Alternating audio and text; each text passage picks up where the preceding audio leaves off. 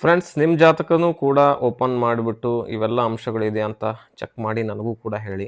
ಇವತ್ತು ಯಾವ ಯಾವ ಲಗ್ನದವರಿಗೆ, ನಾಟ್ ಫ್ರಮ್ ರಾಶಿ, ಇದು ಲಗ್ನದಿಂದ ನೋಡ್ತಾ ಇದ್ದೀವಿ ನಾವು. ಓಕೆ, ಇದು ನೆನ್ಪಿಟ್ಕೊಳ್ಳಿ.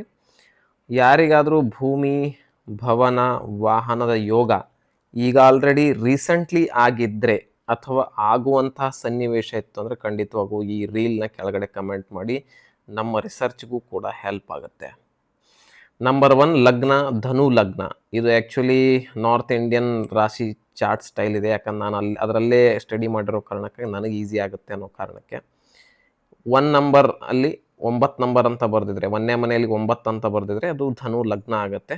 ಧನು ಲಗ್ನದವರಿಗೆ ಚಾನ್ಸಸ್ ವೆರಿ ವೆರಿ ವೆರಿ ಜಾಸ್ತಿ ಇರ್ತದೆ. ಕಾರಣ ಏನು ಅಂದರೆ ಇಲ್ಲಿ 4ನೇ ಮನೆಯಲ್ಲಿ ಶನಿ ಬಂದು ಕೂತಿದ್ದಾನೆ, ಮೀನ ರಾಶಿಯಲ್ಲಿ ಶನಿ ಇದ್ದಾನೆ ಮತ್ತು ಗುರುವಿನ ಗೋಚಾರ ಕರ್ಕ ರಾಶಿಯಲ್ಲಿ. ಓಕೆ, 4ನೇ ಮನೆ ಭೂಮಿ, ಭವನ, ವಾಹನಕ್ಕೆ ಸಂಬಂಧ.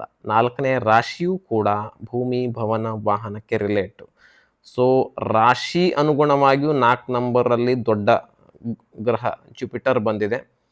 ಮನೆ ಅನುಗುಣವಾಗಿ 4ನೇ ಮನೆ ಮೀನ ರಾಶಿಯಲ್ಲಿ ಶನಿ ಗ್ರಹ ಬಂದಿರೋ ಕಾರಣಕ್ಕಾಗಿ chances are very very far ಇರ್ತದೆ. ನೆಕ್ಸ್ಟ್ ಲಗ್ನ ಮೇಷ ಲಗ್ನ.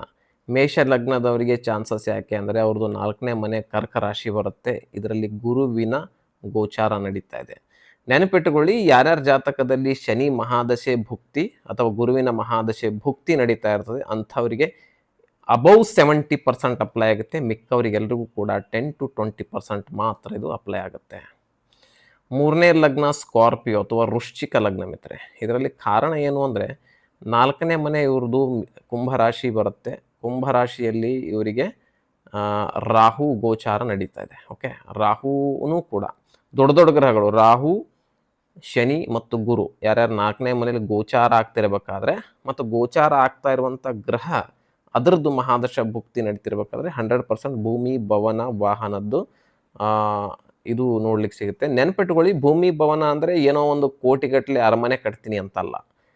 10 ಲಕ್ಷ ರೂಪಾಯಿ ಪ್ಲಾಟು ತೊಗೋಬೋದು, 2 ಲಕ್ಷ ರೂಪಾಯಿದ್ದು ಇನ್ವೆಸ್ಟ್ಮೆಂಟು ಕೂಡ ಮಾಡ್ಬೋದು, ಅಥವಾ ರಿಯಲ್ ಎಸ್ಟೇಟ್ ಬ್ರೋಕರ್ಸ್ ಆಗಿರ್ಬೋದು, ಅವರಿಗೆ ಲಾಭ ಆಗಿರ್ಬೋದು, ಅಥವಾ ಹಳೆ ಮನೆಯನ್ನು ಬಿಚ್ಚಿಸಿ ಅದನ್ನೇ ರಿನೋವೇಟ್ ಮಾಡುವಂಥದ್ದಾಗಿರ್ಬೋದು, ಅಥವಾ ಹಳೆ ಸೆಕೆಂಡ್ ಹ್ಯಾಂಡ್ ವೆಹಿಕಲ್ ಖರೀದಿ ಆಗಿರ್ಬೋದು, ಚಿಕ್ಕ ಬೈಕ್ ಖರೀದಿ ಆಗಿರ್ಬೋದು, ದೊಡ್ಡ 1 ಕೋಟಿ ರೂಪಾಯಿದ್ದು ಕಾರ್ ವೆಹಿಕಲ್ ಖರೀದಿ ಆಗಿರ್ಬೋದು. ಇವೆಲ್ಲವೂ ಕೂಡ ಭೂಮಿ, ಭವನ, ವಾಹನದಲ್ಲಿ ಬರುತ್ತೆ. ನಿಮ್ಮ ಜಾತಕದ ಅನುಸಾರ, ನಿಮ್ಮ ಧನಯೋಗದ ಅನುಸಾರ ಅದೆಲ್ಲ ಜರುಗುತ್ತದೆ ವಿನಃ ಎಲ್ರಿಗೂ ಕೋಟಿಗಟ್ಟಲೆ ಆಗುತ್ತೆ ಅನ್ನೋದು ಗ್ಯಾರಂಟಿ ಇರೋದಿಲ್ಲ. ಸೊ ಕಮೆಂಟ್ ಮಾಡಿ, ನಿಮ್ಮಲ್ಲೂ ಈ ಥರದ್ದೇನಾದರೂ ಸನ್ನಿವೇಶ ಕ್ರಿಯೇಟ್ ಆಗಿದೆ.